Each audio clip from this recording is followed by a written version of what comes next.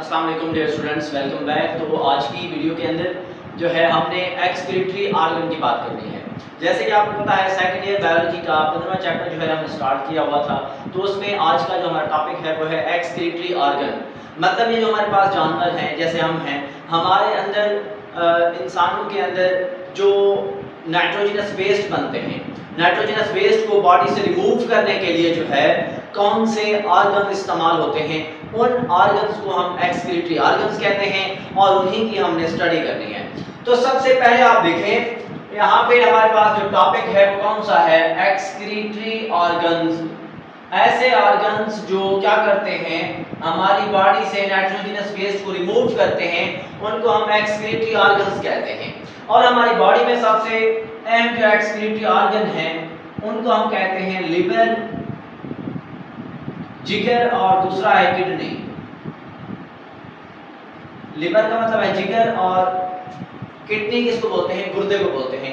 ये दोनों ऐसे ऑर्गन हैं हमारी बॉडी के अंदर जो एक्सक्रीटरी ऑर्गन का किरदार अदा करते हैं, मतलब हमारी बॉडी से नाइट्रोजनस वेस्ट को रिमूव करेंगे। इसके बाद यहाँ से सबसे पहले एक छोटा सा शॉर्ट क्वेश्चन बनता है कि हमारे पास जो स्किन है इसको हम एक्सक्रीटरी ऑर्गन क्यों नहीं कहते, स्किन को हम एक्सक्रीटरी ऑर्गन क्यों नहीं कहते। तो शॉर्ट क्वेश्चन में भी आता है, तो इसको हम एक पॉइंट माइंड में रखें कि जो स्किन है इसको हम लार्जेस्ट ऑर्गन भी कहते हैं, बॉडी का सबसे बड़ा ऑर्गन भी कहते हैं, लेकिन इसको हम एक्सक्रीटरी ऑर्गन नहीं कहते। क्यों नहीं कहते, इसका जवाब ये लाइनें आपने लिखनी होंगी कि जो स्किन है वो क्या करती है, हमारी बॉडी से स्वेट को रिमूव करती है, पसीने को खारिज करती है। जब ये पसीने को खारिज करेगी तो पसीने के अंदर सोल्यूट साल्ट्स भी मौजूद होंगे और वाटर मतलब पानी भी मौजूद होगा।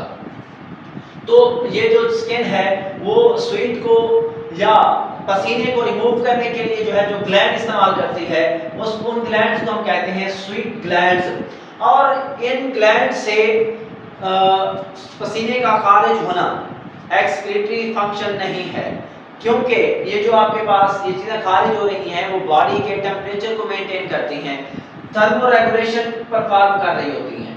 इसी वजह से हम कहते हैं कि एक्सक्रीटरी किरदार अदा नहीं कर रहे, ये थर्मो रेगुलेशन में किरदार अदा करती है स्किन। इसी वजह से स्किन जो है वो एक्सक्रीटरी ऑर्गन नहीं है।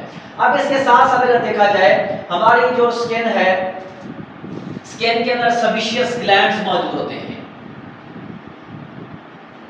ग्लैंड्स कौन से हैं, सेबेशियस ग्लैंड्स हैं जो सेबम मतलब ऑयल को बॉडी से रिमूव करते हैं। ये ऑयल जो है वो माइक्रो ऑर्गेनिजम्स को मार देते हैं, जिसकी वजह से हमारी बॉडी जो है वो क्या हो जाती है, महफूज रहती है। इन दो पॉइंट्स की बिना पर हम ये कह सकते हैं कि जो स्किन है वो एक्सक्रीशन में किरदार अदा नहीं कर रही, वो थर्मो रेगुलेशन में किरदार अदा करती है और प्रोटेक्शन देती है हमारी बॉडी को। इसी वजह से स्किन एक्सक्रीटरी ऑर्गन नहीं है, ये क्या है, जो है थर्मो रेगुलेशन में किरदार अदा करता है और प्रोटेक्शन ऑफ जो हमारी बॉडी है उसकी प्रोटेक्शन में किरदार अदा करता है। अब इसके बाद अगर देखें लिवर जो है, लिवर को हम कहते हैं कि ये एक्सक्रीटरी ऑर्गन है। सिंपल से पॉइंट है कि पॉइंट आप समझते जाएं।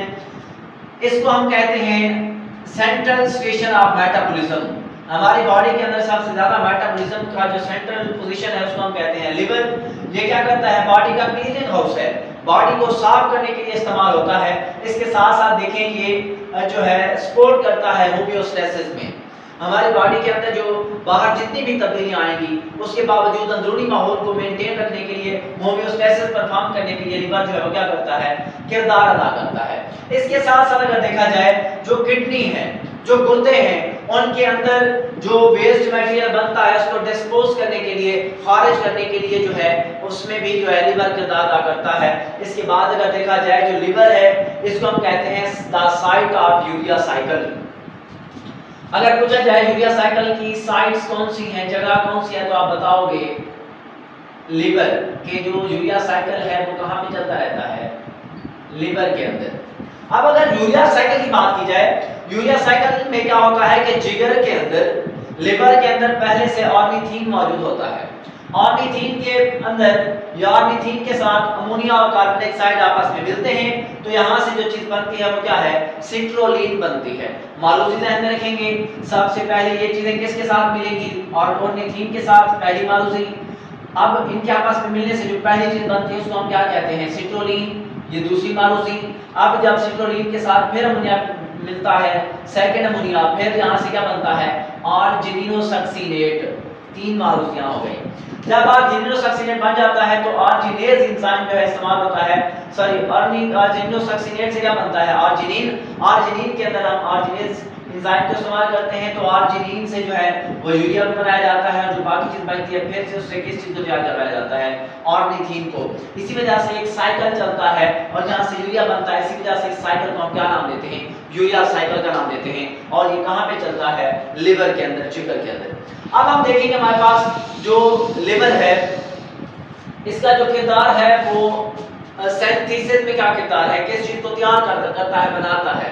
तो माइंड में रखेंगे कि वेस्ट मटेरियल या नाइट्रोजनस वेस्ट बनते हैं जो कि अमोनिया, यूरिया, यूरिक एसिड होते हैं। इन तमाम नाइट्रोजनस वेस्ट को किडनी की मदद से क्या कर दिया जाता है, बाहर रिमूव कर दिया जाता है, पहला पॉइंट। अब ये जो जिगर है, जिगर बाइल को बनाता है, बाइल जूस को खारिज करता है।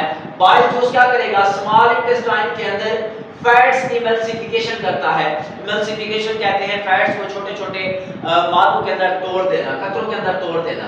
अब बात की जाए, वही लिवर जो है प्लाज्मा प्रोटीन को भी बनाता है।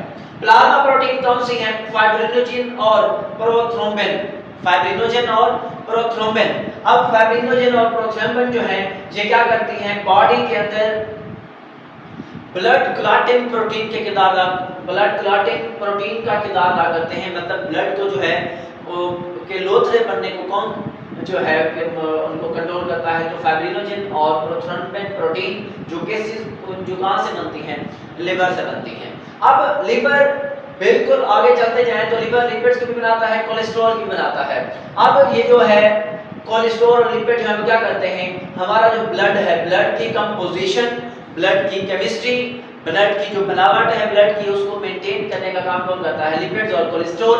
इनको किसने बनाया है, लिवर ने। इसी तरह अगर हम बात करें लिपोप्रोटीन को भी कौन बनाता है, लिवर। और लिपोप्रोटीन किस चीज में किरदार अदा करते हैं, सेल मेम्ब्रेन में। सेल मेम्ब्रेन को मेंटेन करने के लिए जो है वो जो चीज किरदार अदा करती है वो लिपोप्रोटीन, और लिपोप्रोटीन को कौन बनाता है, लिवर बनाता है। इसके साथ साथ बात की जाए, ये स्टोरेज का भी काम करता है लिवर। लिवर स्टोरेज का भी काम करेगा, जैसे कि ये ग्लाइकोजन को स्टोर करता है, और ग्लाइकोजन जो है उसको हम कहते हैं store of energy. Glycogen energy को स्टोर करेगा, आयरन को स्टोर करता है, और आयरन जो है वो आपके अंदर जो ब्लड है, रेड ब्लड सेल्स के अंदर वहां पे एक प्रोटीन पाई जाती है जिसको हम कहते हैं हीमोग्लोबिन, वो ऑक्सीजन को कैरी करती है, उसका मेन कंपोनेंट आयरन है।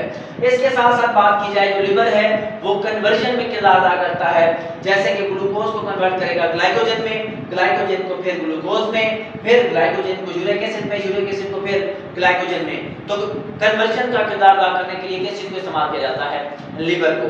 इसके साथ साथ अगर हम देखें रिसाइक्लिंग, लिवर जो है रेड ब्लड सेल्स की रिसाइक्लिंग में अहम किरदार अदा करता है। लिवर जो है किस चीज की रिसाइक्लिंग में जो है किरदार अदा करेगा, रेड ब्लड सेल्स की। जैसे कि जो रेड ब्लड सेल्स होते हैं, रेड ब्लड सेल्स का लाइफ जो ड्यूरेशन है, जिंदगी का दौरान कम होता है, जिसकी वजह से उनकी डेथ हो जाती है।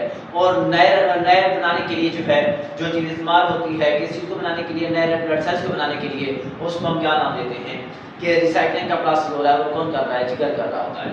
अब इसके बाद जितने भी आपकी बॉडी के अंदर जहर चले जाएं, ड्रग्स, पेस्टिसाइड्स के फॉर्म में जो बॉडी के अंदर जहर चले जाते हैं, उनको डिटॉक्सिफाई करने के लिए जो है, उनको कम जहरीला करने के लिए जो है जो चीज़ काम करती है उसको हम कहते हैं लिवर। ये आपके पास आसान और सिंपल सा टॉपिक है। तो नेक्स्ट वीडियो में मिलेंगे। अल्लाह हाफिज़।